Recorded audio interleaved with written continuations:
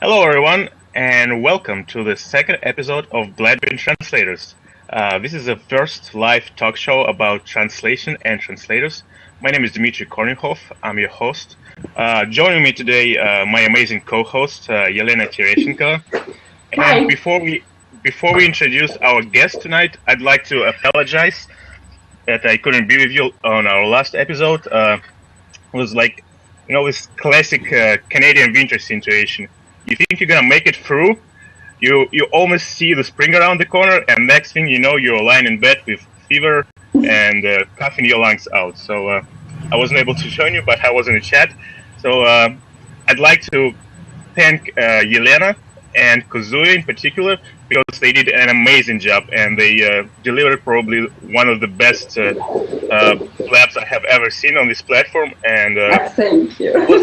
It was very encouraging to see that I can rely on you guys, and it's I was very touched when Elena decided to host on her own, and it was very difficult, but at the end it was also a lot of fun. Yeah, it was very fun. So tonight we are talking about very interesting topic, career decisions and how they can affect your professional development. Our guest tonight is Sofia Polykreti. She's an English-Greek translator from Greece, and she's also a surveying engineer. So, Sofia, over to you. Okay, thank you very much for the introduction. Hi everyone and welcome. And first of all, I would like to thank you all for being here. It means so much to me, and it's like having you all over in my office and get to know each other a bit more. And this platform, actually, Dmitry, was such a nice idea that you had, that we are going to have these amazing shows here, because we get to know our colleagues better, and this is very, very, very important, because sometimes we are just only behind the screen and we are translating, and we just, don't have the opportunity to travel so much and speak with other colleagues. Yeah, and this platform, it's really like having, it feels like, like a feast, like I'm having you all here in my office for a chat, and it's amazing. So well done, guys. I'm looking forward to the next episodes, and thank you very much for doing me the honor of inviting me to the series and be a part of this. It's very, very important. Well, it's very nice. It's very nice to have you here. So, thank you. Yeah, I agree that this platform is probably one of the amazing things I have ever seen. I mean, in terms of engagement and how you can just be yourself and be at your home, and like you said, having a little online party with people who deeply care about this profession as much as you do and share the same interest. So let's focus on. Can I say just a second? Can I say a couple of words about the things people can do here for those who have joined us for the first time? So excellent idea. As you see, we can give props when you like something the person is saying. For example, when you hear Sofia's presentation and you like, I'm sure you like what she's saying, you can give her props. You can also, you see the chat in the here below on the right hand side of the screen. And if you want to ask us a question, you can do it like this. You should put /Q and then just type your question. And then it appears, it must appear somewhere here. Yes? Is it in the question section? Yes, it is. Yes, it is. It's now it's there. So that your questions don't get lost in the chat, it's better to print / then Q and then your question. And we'll answer your questions after Sofia delivers her presentation. So okay. I think we can start. Excellent. So would you like me to say a few things about myself? Yes. Yes, please, sure. Of course. Okay. So I am a fully equipped surveying engineer as well as a freelance translator. I was born and raised here in Athens, Greece, and I live here in Greece as well. And I work independently since 2012. I recently completed a master's in translation studies, and I have also studied English language and literature, as well as my engineering degree, which was in surveying engineering. And I mainly translate texts that have to do with construction and real estate. And since I am an active engineer, I can always be up to date with all the current legislation and all the affairs that affect, the environment and some other stuff that's going on here in Greece. And notwithstanding that I am an engineer, I am also very experienced, let's say, in translating fiction and poetry.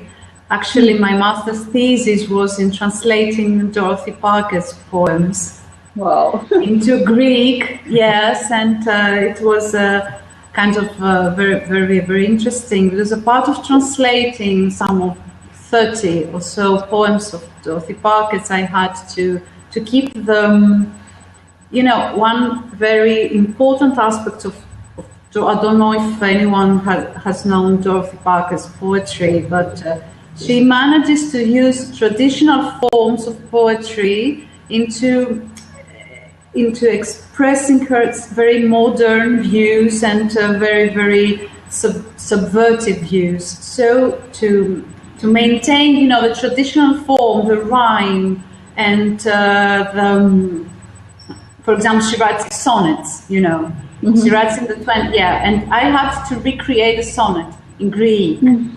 So I had to respect the form. So it was really, really challenging.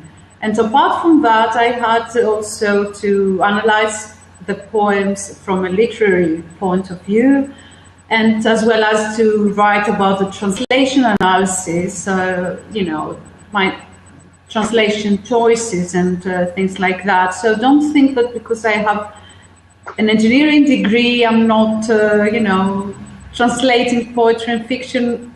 Rather, I am a reader. I read a lot, and I love fiction and poetry.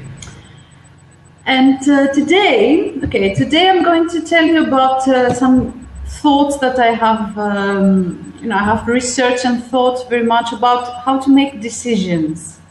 And decisions in our profession is something very important. After all, translation is a very complicated profession, isn't it? It is. Yeah, it is very complicated. For example, our clients can belong to various cultural backgrounds, and we have to communicate with our clients. Also, we work independently, and this is very exciting, but also it's very, it's a responsibility, isn't it? That we have to organize our work and market ourselves and do everything mostly on our own. And most importantly, we can't be only translators. We're not only translators, we are translators plus something else, because each of us translates something, even if it is a medical text or a legal text mostly, or for example, poems or environmental translations that sometimes I translate. So we have to move, like snake in a good kind of way. Not, it's good, to be able to be flexible. Exactly, to accommodate, if you know what I mean, to move. And we have an expression in Greek, but I don't really have the equivalent now, already. That it's good. Okay. I will look it up later. Okay, and translation, translators note. So I'm very excited because I was thinking of what to say about decisions, because I'm very interested in how to make the right decision. and the traps that sometimes we fall into when trying to make a decision. Sometimes we just fall into the same old traps of stereotyping, or sometimes we have some rules of thumb that they help us make a decision, but it's better if we have a clear mind and realize that a decision is can be a rational progress, let's say, that can be formed into steps, let's say, into some kind of an algorithm, let's say, and this can help us, be more rational when we make a decision. And I, over the years, have made a lot of decisions that sometimes they are, the best decisions that I could have taken, with the resources that I had at the time, And I think this is what makes a good decision? What do you think that makes a good decision? Well, I think it's you can't judge whether the decision is good at the moment when you are making it. You can only judge afterwards in the majority of the cases, because of course you can rationalize or take the situation as it is, but then you can only judge by the results that you get. That's what I think. Yeah. Exactly. And also, according to the resources that we have, for example, when we can use most of our resources for the best result, this is what makes a good decision. That that we can't do the best. We have to do what we can with what we have. And exactly. Yeah. Make the best of what we have. Mm-hmm. Exactly. Yes, and one of the tips is that what you just said, that we have to look at what we already have and try to make the best of it.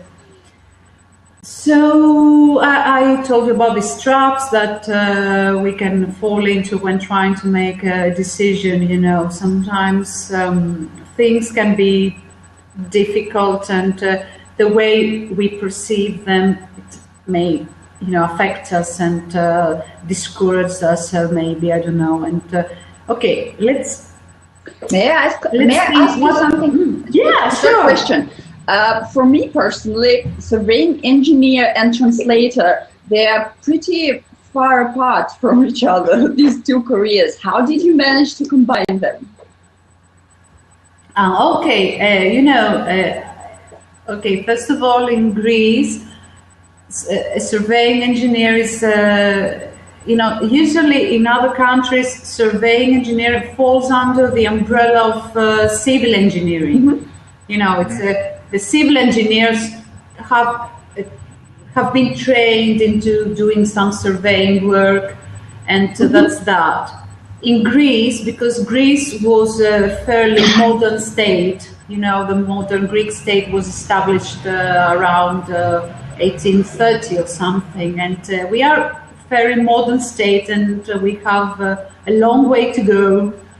So from when my technical university was established, it was very important that engineers who are trained in surveying and they are specialized in surveying, it was very important that the university produces, it's not the best word, but you get what I mean. Mm-hmm. That the university produces these people who are very, very specialized mm-hmm. in doing surveying work, and because Greece didn't have any official maps at the time, mm-hmm. and there was crazy stuff about the properties. There were, until now, you can find some contracts from the Ottoman Empire, and you have to take the contract, which is measured in the old units, mm-hmm. and you have to calculate it, and you have to do the X files of surveying, literally. You have basically translated to the modern standards, right? Exactly, and what's more, sometimes, for example, you can have an old contract, and then you can go, to the. You get the idea that the property system here is not very much registered. So we are professionals, and most of us are freelancers. No, that's why I can combine being a translator and an engineer, because both professions are freelancing professions. I work independently, exactly. And what I'm trying to say is that it's very important that there are people like me who can find the contract and see what happened with the properties, and then we go and measure it, and we go to do all the paperwork for the property owner. We have to do this paperwork. That's why, so you have to know the context in Greece. That's why we are very important. So also I work as a freelancer, so I can combine. Yes. So sometimes I have an engineering project that I am focusing on, but then sometimes work is not so much as an engineer because of the crisis as well. So I tend to seek and translate more, so there is balance. After all, in translation, I translate things like lease agreements or environmental legislation, which is very close to my studies. Yes, and exactly, because as I said earlier, translator is not only translator. You need to be something else. That's why it's very important sometimes when you think of getting a degree. Sometimes, okay, a master's in translation can give you the theoretical knowledge, and you get to write papers, on translating Tolstoy and translation theory. Okay, but in some other cases, it may be more relevant to take, for example, a degree in tourism. Imagine a translator with a degree in tourism or in public relations. And some translation training also, because you need to, as a translator, you need to know to talk about language and to know how to talk about translation theory, because you have to justify your choices, So you need this kind of knowledge. But a master's in translation is not, the be-all and end-all sometimes. In my opinion, of course, I don't know, I'm very young in the industry. I don't really have so much experience. Just some reflection and some thoughts that I have, and I just happen to say them. I don't know if you agree, or what are your views on that? Well, I think you make a very good point. I mean, specialization is a very important part of your professional development as a translator. Like you said, getting a degree in translation is always can give you a good knowledge base, so you could have a basic understanding of the theory and the practice of translation. But if you really want to become an expert in something, you gotta find out what your niche is gonna be, what your field of expertise, and to be able to do this, you have to find your inner strengths and what attracts you. And like you said, you're very interested in engineering, and I think you did a very brilliant career move from this perspective, that you combined those two interesting parts of your career, engineering and translation, and I think it's very interesting. Thank you very much.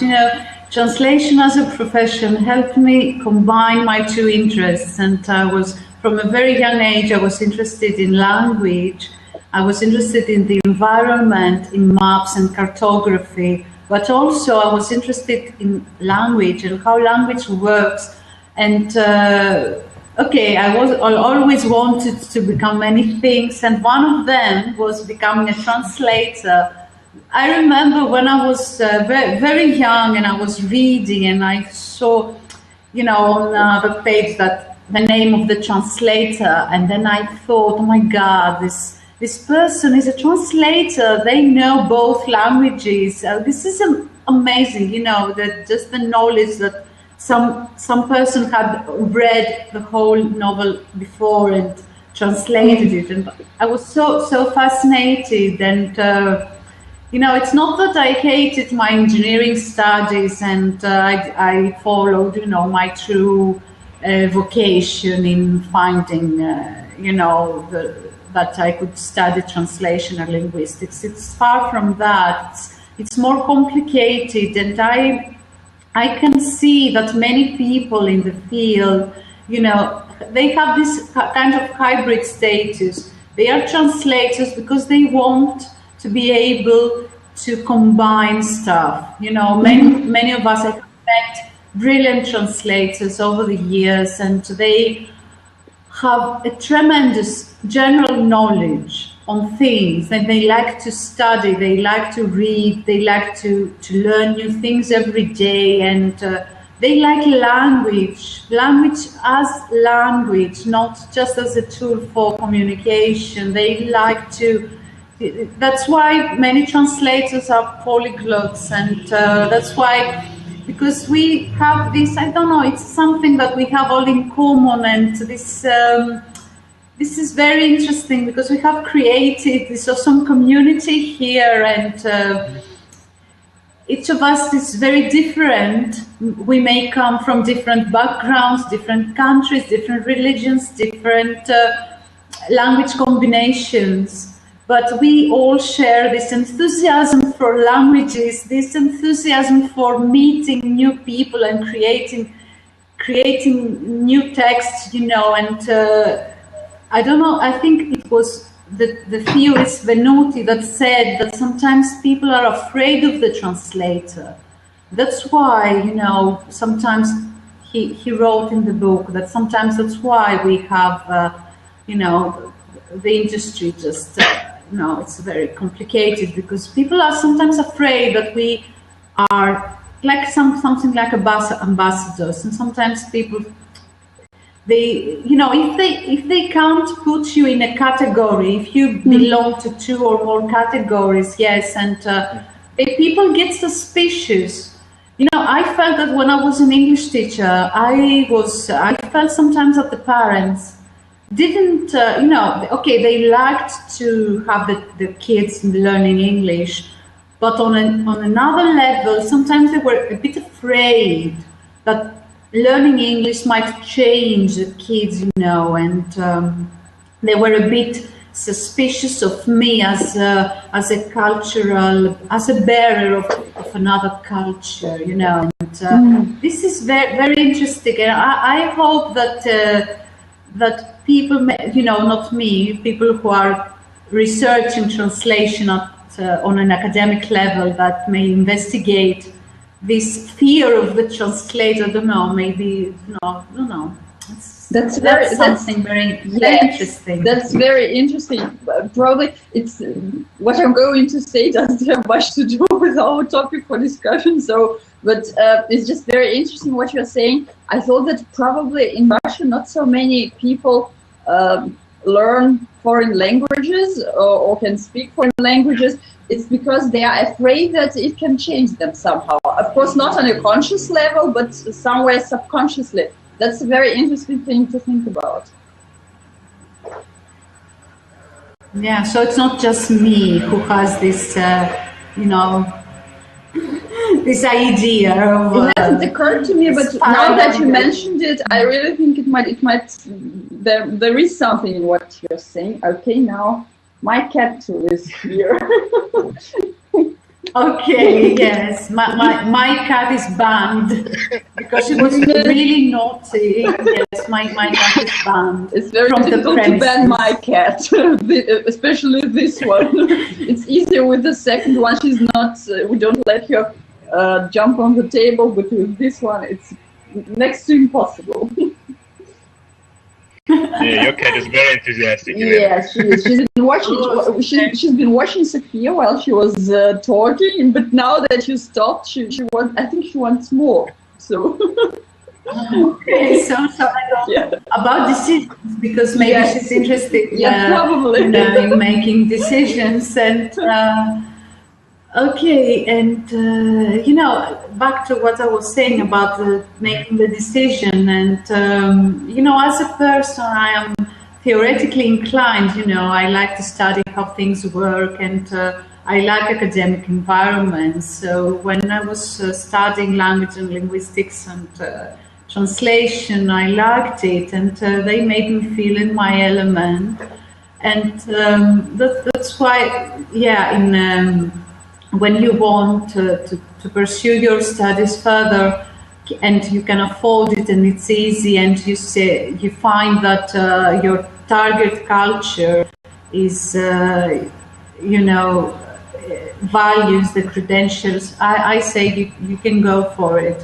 But sometimes it can't be too much. For example, all this translation theory and researching and writing papers, in very theoretical, it helps very much, but sometimes you just need to take a step back, because in everyday work, in everyday practice of the translation, you just need, as I said, to know how to talk about language, to talk about, for example, your translation choice. You have to explain, justify your choices, and to be able to talk using the terminology. For example, okay, I use this option because blah, blah, blah. I use this spelling because this. And in literary translation in particular, sometimes you don't translate sentences, you translate something, but maybe you make some changes, not because you have to do it in the sentence, but because you have to maintain the register or to maintain the style, and that's why it's freer in a way. Believe me, translating literature is more difficult for me than translating, for example, an environmental regulations text. Because literature, you have to know what you're doing. Exactly. Sometimes you have to change something or to find an equivalent, but this is due to the fact that, for example, the writer belongs to a certain literary movement, so you have to make a choice according to this, or you have to analyze the themes of the novel, for example, and that's why sometimes you have to change the register in some parts, because you have to, be consistent with the theme of the novel. It's very complicated. Unfortunately, in Greece, such work is not paid very, very well, translating literature. Mm-hmm. But and also another thing that I would like to say is that basically when I translated poetry, I translated fiction, and then I went back to translating technical texts, mm-hmm. I found that I had gained so much insight from translating literature and poetry, because I knew, I had the principles in mind that I would have to follow, to be concise, to find the exact equivalent, to take care of stuff. And every text matters. It doesn't, it's not that a contract or a legal translation text is more important than a poem or, for example, So the tip number 1 was to try and look at what you already have and try to take it from there. Okay, tip number 2 is to have a clear idea of your destination, to know where you're going and what you want to do. And it's very nice to know exactly what you want and stick to it, and then decide on the how, because if you don't, if you're not sure on what you want, then it's difficult you're just going back and forth because you just say, oh no, I can't do that, or I will do this, and just so if you just know what you want to do, then you can find a way to do it, or ask some people, for suggestions, and just take it from there. So that was the tip number 2, and I don't know, shall I proceed to tip number 3? I just wanted to say something about the second one. Okay, please go ahead. Do you think it's always possible to know where you're going? Because even if I take my translation career, when I first started after the university, I didn't know that I didn't know that I wanted to be a translator. Second, I didn't know what exactly I want to translate, because it's impossible. I was actually, I don't have formal education in translation. I have an equivalent of an MA in linguistics.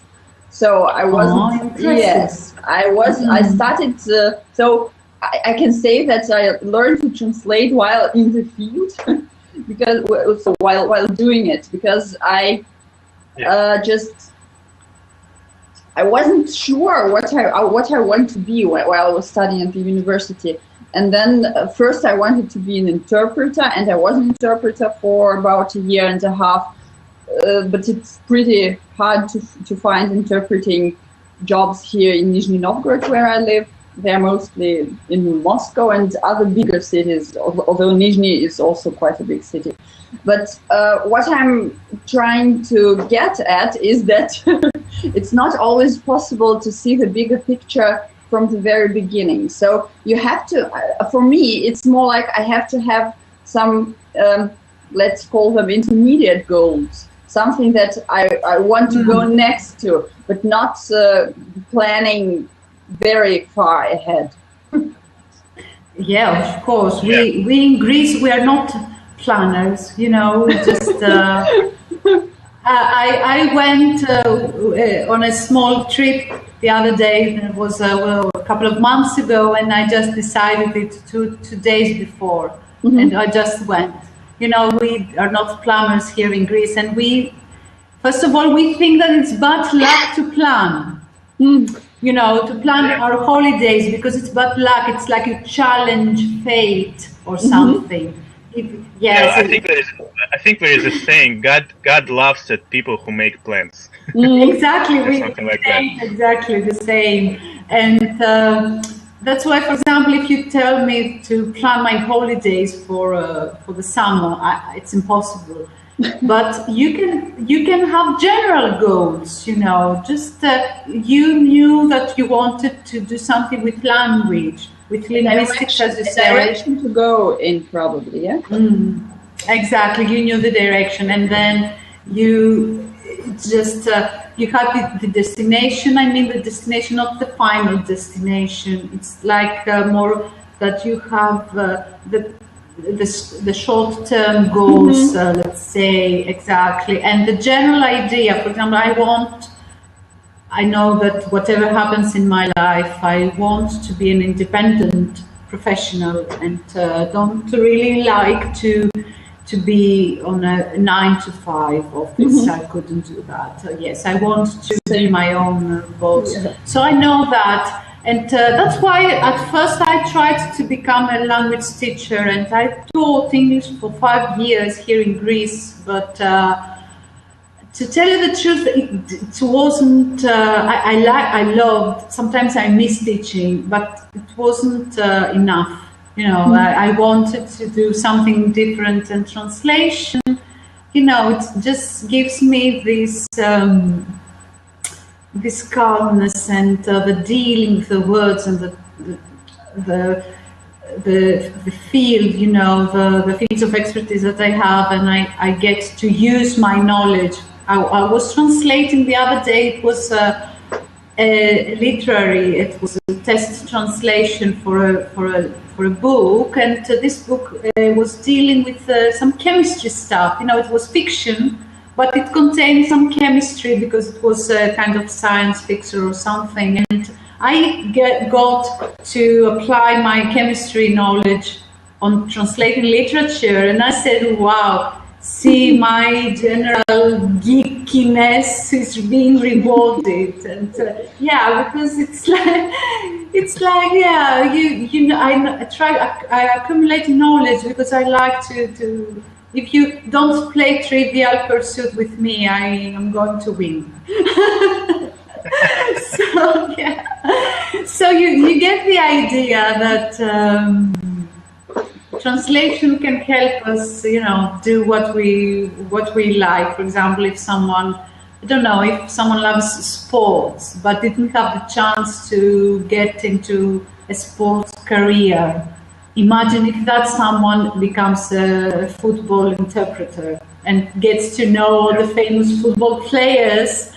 And this is amazing. Yeah, isn't it? It's very exciting. And translation and interpreting, yes, don't forget the interpreters. I'm very, you know, I feel they're very, very important. And this job is very, very difficult, much more difficult, I think, than translation. So, okay, that's what I was wanted to say about the destination. Then the tip number 3 is just to look for an easy, not easy, but for a simple plan, because sometimes we think that if the goal is very important and we want something very much, we have to make, you know, it's very difficult and we can't make it very easily. But when we create a path to a goal, it's easier if this path is very easy. Easy in a way, not that it's easy to follow, but easy in the sense that it's not complicated. Mm-hmm. You know, it's and I just wanted to say that sometimes it's easier to solve a more general problem than a more complicated problem. So let's say that you want to start a master's and you have family and obligations and work and you don't know what to do. So if you take a step back and see what's the general problem here, the problem is a problem of time management. You just want to organize some stuff in your life so that you can do what you want. So if you see in a more general terms, it's easier to find a solution. For example, you can say, okay, I will hire someone to help me, I don't know, with my freelancing projects. Or maybe I can find a university near my place so that I don't have to commute, you know, and maybe you can see if you can take some time off work. I don't know, if you see the problem as a time management problem, not as a problem that I want to start, I can't because life is unfair and I don't know. Yes. So sometimes we get dramatic in Greece, especially we get very dramatic, and we tend to think that sometimes things are difficult because that's the way things are. Okay, are you okay? Yes, that was my dog who was afraid of something and ran here. Okay. Because you can hear that, just got me scared. Sorry. No, that's okay. The cats and the dog make quite a lot of noise. Yeah, I can imagine. At least she's not barking. Thank God for that. That's because no one's knocking on the door. Yeah, I agree with you, Sofia, that sometimes people tend to overcomplicate their problems, and sometimes you just have to analyze the problem and find a solution, and that's as easy as it sounds, because there's no point of feeling sorry for yourself or saying that you cannot do something. You always can do something, and you always can find a solution. All you have to do is just look for a solution and analyze your problems, and that's it, I guess. Yeah, and what else I wanted to say is that sometimes we tend to have this mind, the trap that we fall into, that we want all or nothing. You know, either we go to Cambridge or we don't study at all. You know, we should yeah, this is bad. Okay. Yeah, goals have to be realistic too. Exactly, not just the all or nothing mentality. For example, okay, maybe you can, for example, you can't afford to do something, but you can do something else, and that's not bad. We have to make do with what we have. Okay, no one is perfect, no one has everything, and okay, maybe some of us are not, you know, are living, and the circumstances are different for every. That's why, you know, sometimes we just don't realize that we live in some certain circumstances, and we have to take account of this. And sometimes things are easier, things are not so easy, but it can help us, you know, to see that we all have our problems. No one is perfect. No one is living in the perfect country, of course, or the perfect circumstances. And that's what I was going to say about the tip number 5. But I don't know if I have said the tip number 4. It kind of lost the tip sound. No, you haven't. Fine. Okay, the tip number 4 is. Okay, tip number 4 is to just look for the bigger picture. And this is also connected with what I said about all or nothing mentality. Okay, it's sometimes, okay, you can't be top of your class, but you can complete the course. And that's what it matters. It's better, you know, to go and take and finish the course, even if you don't get the top marks. If you are very busy because you have another projects to do, or because your mother is ill and you have to take care of her, I don't know. It's better to say, okay, what shall we do? Okay, better this than the all or nothing mentality, to think that if I'm doing, I will do it 100%, or I'm not going to do it. No, I don't believe it. I think that's unfair. You know, it's better to do stuff, and even if they are not perfect. There's a great saying. There's a great saying which I love really, really much, and I repeat it, say it to myself very often. Done is better than perfect. I think it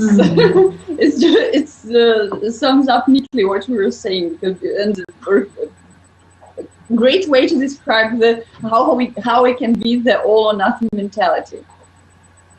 Yeah, sometimes yes, for example, we all have taken a bad review, you know, because we had 1 or 2 spelling mistakes, or something that we didn't, you know, do very in a perfect way. And as translators, you know, we just focus on this small error and miss the whole point that we did a very good translation, and that we were chosen to do the project in the first place. And of course, the client or the translation agency, they will say, okay, Sofia, there was an error. Okay, we are people and we make errors. It's not a big deal, and we are not. We shouldn't, you know, be afraid of making mistakes or a small mistake. Okay, we have to check and be prepared, of course. But when something happens, because we are people, you know, as we say in Greek, we are humans, and humans make mistakes.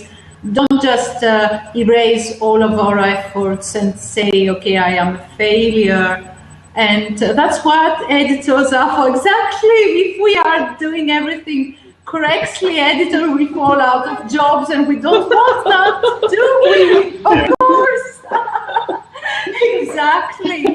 Yes, and sometimes it's not just the job of the editor. I had a chance of studying a very good book, the editor's and proofreader's guide or something like that. Not because I want to become I don't want to, but I saw the logic between the logic behind being a proofreader and being an editor, and what does an editor do, and the stages that you have to correct the text, and it's very complicated. And sometimes it's not that you have translated something in a wrong or it's wrong, but the editor might want a different choice because they want to follow a certain, a style guide or something. It's not, yes. So if, for example, in a newspaper, you have to have an editor that can see the whole picture. We are translators, we are experts in translating and communicating the meaning and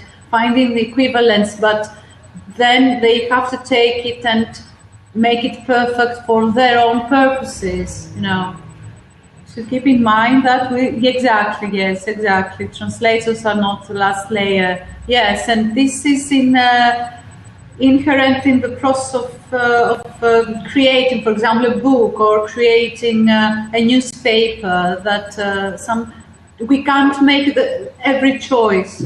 For example, I am a translator, but the choice of how to render the names of the heroes in a novel, this is a major choice. I cannot make it on my own. I need someone who is very experienced in fiction, someone who has many books, has published.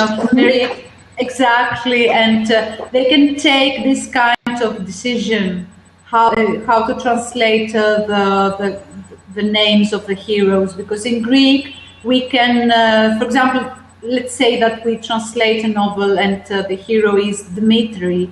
I have the choice of writing Dmitry, but I can write Dmitry, which is the Greek equivalent, So sometimes, for example, in a children's story, maybe they could choose to render your name in the Greek style because the children might find it more familiar. Or sometimes there are other people that say that no, if you are translating and it's Dmitry, you have to say Dmitry no matter what. Okay, this is a choice that has to be made by the editor, even the publisher, the publishing house, and the board of editors. Exactly, yes. And this is very important for maybe sometimes they make the wrong choice. For example, they choose to domesticate, the names, but according to the theory, for example, according to the style of the literary movement of that the author belongs to, and you can justify, in an academic way that you shouldn't domesticate the name, and sometimes the editor or the publishing house decides to do something else, and that's fine because we cannot make the world perfect as you know, and we have to accept that. They make a choice, and that's that. And, this is another discussion for another episode, I suppose. Okay, so we have. Yeah. So let's finish with the tips. It's the final tip is to look for the best solution for each of you, because how the Spice Girls say that. Tell me what you want, what you really, really want. Yeah, you have to say what you want and find a solution for you, because it's very easy for me to say that you should do this and this and this. Yes, but I'm not in your pants, and I'm not living your life. I'm not going to live with the consequences. Each country is very different, and everyone. Some people in some countries are having a very rough time right now, and I cannot say that I have the perfect solution for everyone. No. It's just I want to share my experience and to say that this diversity that we have. It's in the core of our profession, and we just have to think and. Bear in mind that each translator is unique, and if we embrace our diversity, it won't be so difficult anymore to make the right decisions. And each of us is far more than the sum of our parts. We are not our languages, we are not our degrees, we are not our fields of expertise. We are much more, because we can combine all these elements in order to create value. And that's why we have created this awesome community. And I'm very emotional, because I can see that 167 people, and I'm very happy to see all of you here today, and we are sharing this experience together. And I want to say that a big thank you, people, and together we stand. Together we are together in this, and we are going to make it no matter what. Yeah, we are stronger together. Exactly, together we stand, divided we fall. And I'm sorry if I have talked too much. I was very excited. And okay, if someone has some questions, yeah, I think, I don't know. We can do a Q&A right now. If you guys have any questions, you can just type them in the chat window, or we also have an open can call in. Yes, we have an open seat, so if you're in the mood for doing something. If you feel like becoming a star of the show, go ahead, call us. This is the awesome part about this platform, because you can interact with people in real time. It's very fascinating. You did a fantastic job with this presentation, even though it didn't seem like presentation to me. I know you were very stressed out. We went back and forth over email. I think you did a fantastic job, Sofia. Thank you so much. You shared a lot of value, and I think when we're gonna share the recording of this video, it's gonna be a sensation. Wow! Thank you very much. Oh, at what point you can say to be an expert in a topic, translation field, or translation technique? Okay, and thank you for your question. And I think that you can say you're an expert when you can get jobs, and you see that you are doing a great job, and people ask you to work again and again. So it's not that you have to read X books or go to, for example, to have a master's in something or to get a degree. I think that from personal studying, I have studied a lot on my own, and I think that you can become an expert when you can do it, when you can take jobs and prove that you do it. You can prepare, you can read, you can study, you can go to courses, you can go to university, pick anything you want, but you have to think that the goal is that you want to translate. So if you can translate and things get to you easily and you don't have to look up stuff so much, you know, if you just understand the topic, it's not a matter of glossaries. For example, if you give me a glossary and some translation memory files, and you tell me translate some medical, I want to translate the medical, even though I have the resources, because you just need to know the field, to have this feeling, you know, this intuition, you know. And I think you need to start translating, and you will feel it along the way. I don't know if I have asked. It's a great way to answer this question, because I think everyone actually feels whether they are good at something or not, and it's just a matter of being honest with yourself and paying attention to your feelings, because that's exactly the same for me. There are a lot of subjects that I wouldn't translate, and I wouldn't take jobs no matter how much money I would be offered for that, just because I don't feel that I can do a good job with something, with certain types of texts. And yeah, absolutely. I think same here. Everyone should understand their stronger sides and their weak sides. And if you are not comfortable with something, if you don't understand the terminology, if it takes hours and hours of research before you can translate something in a meaningful way, I think you're better off just doing something that you're far more comfortable with, rather than jumping at topics that you don't understand. And for every person is different, and you just have to analyze what's your strongest use. For example, if you talk about Sofia, it's literature and engineering. Elena is strong at marketing and hotels and app localization. I love video games. And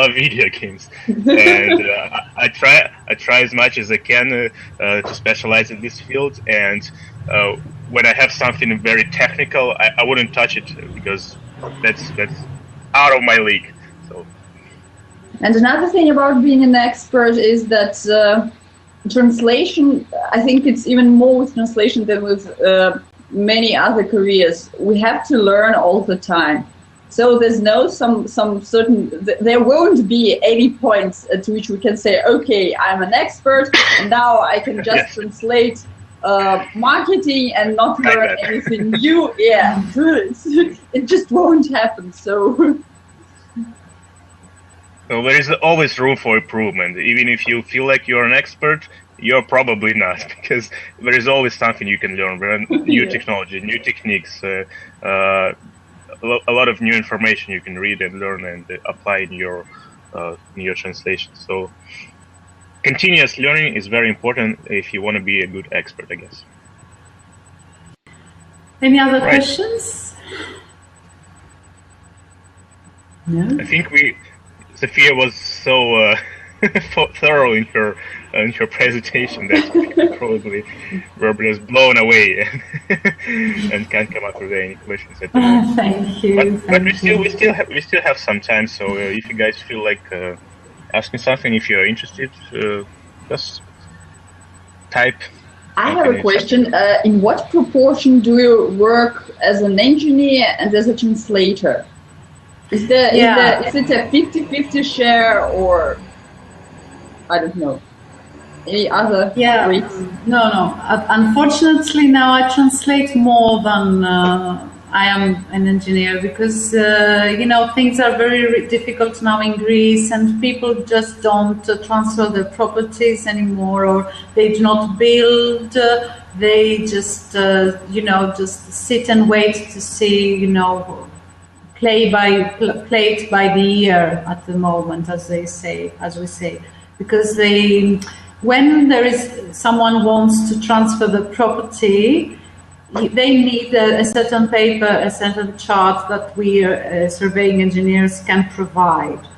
So that's why now people refrain from doing so, and because they don't know about the values of the properties now. The real estate industry is in a very bad situation, and moreover, the big projects in Greece are being cancelled because there is no money. So in the previous decade, there were people who worked in the surveying industry without any degree at all,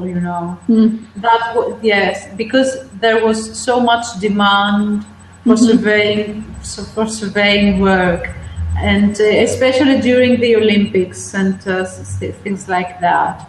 But afterwards, with the crisis, unfortunately, yes, and there has been some work, but not so much. And I'm glad that I also decided to become a translator, because I see that it's a field that is growing, and I can work, because if I didn't have translation, I don't know.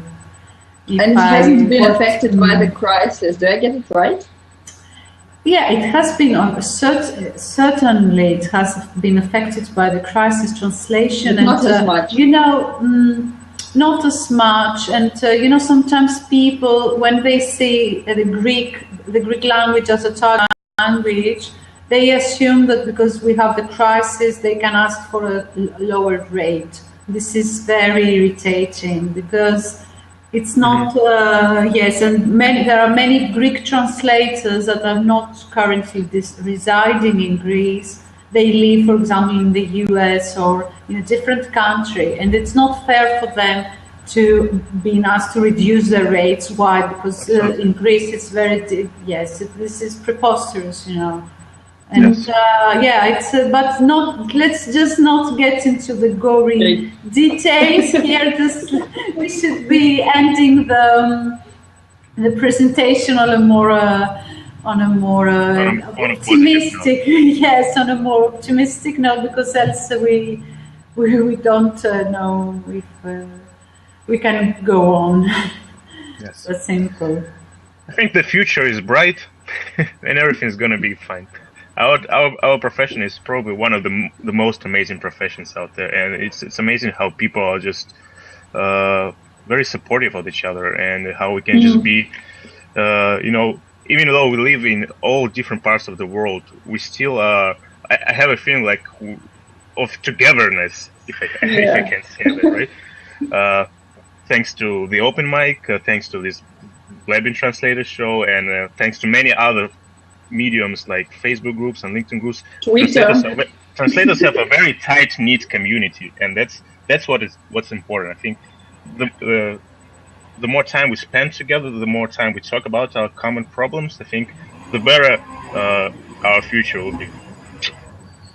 All right, guys, we'll have probably a couple more minutes if you have any questions whatsoever. You can also call us if you like interactivity, but I think people are kind of shy.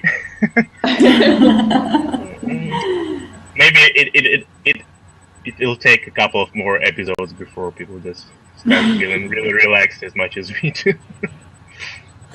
I think we have to wait till we have interviewed a couple of more people, because our former guests won't be as shy, and they will probably join us. So next time when we talk to hey, yeah, Kazui, you can join us now. Yeah, Kazui, you have experience. Go for it, girl.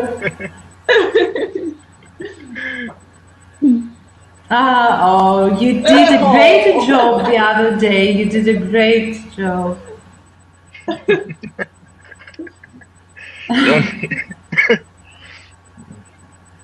And